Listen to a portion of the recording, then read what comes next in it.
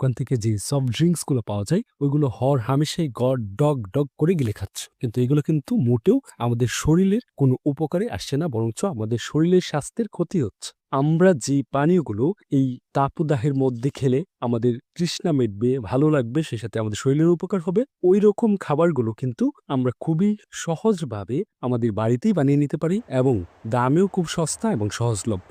এই গরমে আপনি কোন পানীয় খাবেন?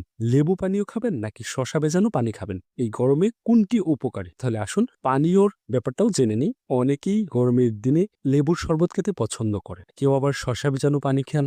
দুই পানীয়র আলাদা আলাদাভাবে অনেক গুণ রয়েছে, তাহলে আসুন সেটা আলাদাভাবে জেনে নিই। প্রথমে আসবো লেবুর রস মেশানো পানি খেলে আপনার শুধু গরমকাল নয়, সারা বছরই লেবুর রস মেশানো পানি বা শরবত খেলে উপকার পাবেন। সকালে ঘুম থেকে উঠে খালি পেটে যদি হালকা গরম পানিতে লেবুর রস মিশিয়ে খান তাহলে দূর হবে অ্যাসিডিটির সমস্যা। এছাড়াও ফ্যাট জড়াতে এই পানীয় ওষুধের মতো কাজ করে। এর পাশাপাশি শরীরে জমে থাকা সব ধরনের দূষিত পদার্থ বা টক্সিন বের করে বডি ডিটফিকশনে সাহায্য করে লেবুর রস মেশানো হালকা গরম পান। অল্প চিনি, সামান্য লবণ, লেবুর রস দিয়ে বাড়িতে সহজেই বানিয়ে নিতে পারেন শরবত।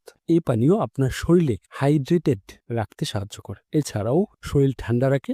লেবুর শরবত খেলে শরীরে ইমিউনি বা রোগ প্রতিরোধ ক্ষমতাও মজবুত হবে, কারণ লেবুতে রয়েছে ভিটামিন সি।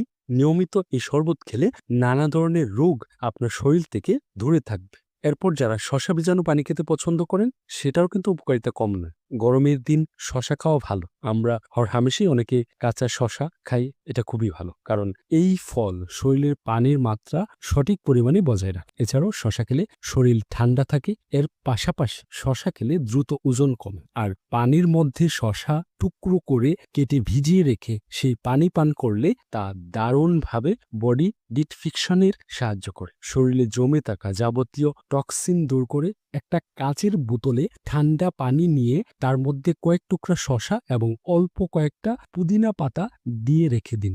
এই পানীয় দারুণ ডিটক্স ড্রিঙ্কস হিসাবে কাজ করে। এতক্ষণ পর্যন্ত যেই খাবার এবং পানীয়গুলোর কথা বললাম, এইগুলো আমাদের প্রতিদিন আমাদের খাদ্যাভ্যাসে যুক্ত করা বা প্রতিদিন এই খাবারগুলো খাওয়া বা এই পানীয়গুলো পান করা খুবই কঠিন কিছু না। তবে এই খাবারগুলো এই অতি তাপদাহের মধ্যে আপনার শরীরের ক্লান্তি দূর করার পাশাপাশি পুষ্টিগুণও বাড়াবে, আপনি সুস্থ থাকতে পারবেন। ধন্যবাদ সবাইকে। আজকের মতো এখানে শেষ। দেখা হবে নতুন কোনো ভিডিওতে। সেই পর্যন্ত সুস্থ থাকবেন, ভালো থাকবেন। আল্লাহ হাফেজ।